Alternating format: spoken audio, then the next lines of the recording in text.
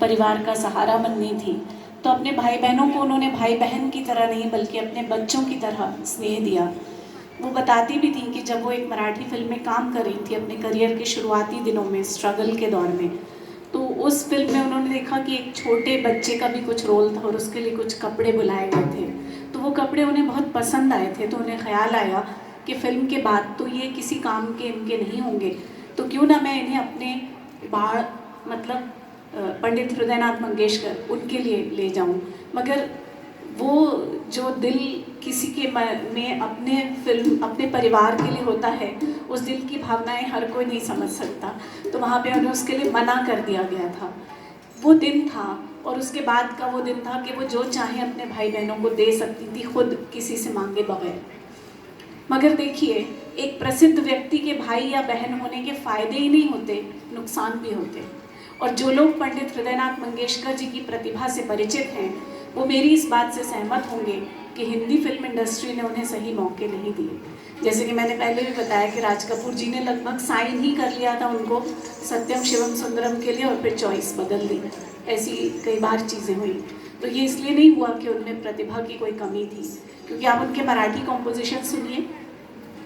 मैंने एक बार कहीं पढ़ा था कि जिवलगा, जो आशा जी का गाया हुआ गीत है, उसकी धुन एक बार हंगरी के एक म्यूजिशियन ने सुनी। उसको मराठी नहीं आती, भारत की कोई भाषा नहीं आती, लेकिन वो धुन इतनी प्रभावी थी कि वो धुन सुनकर उसने पूरी की पूरी सिचुएशन डिस्क्राइब की कि ये गाना क्या बता रहा है।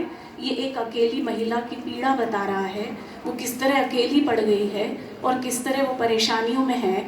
यहाँ तक कि उस गीत में आगे जो सरगम है, तो वो सरगम भी उसने एक्सप्लेन किया कि जब इसके पास अपनी पीड़ा को बताने के लिए कोई शब्द नहीं रहते, तो वो इस सरगम के माध्यम से बताती है। आप सोचिए, मराठी ना जानने वाला व्यक्ति जीव लगा कि सिर्फ धुन सुन के उसकी इतनी व्याख्या कर रहा है, सही मतलब वो धुन कितनी प्रभावी है और वो कंपोज करने वाला व्यक्ति कितना प्रभावी है।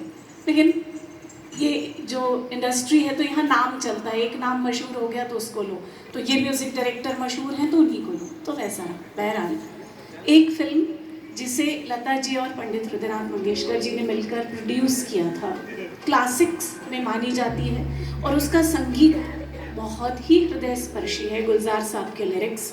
वो फिल्म थी लेकिन, जिसके लिए पंडित हृदयनाथ मंगेशकर को नेशनल अवार्ड भी मिला था बेस्ट म्यूजिक डायरेक्टर का।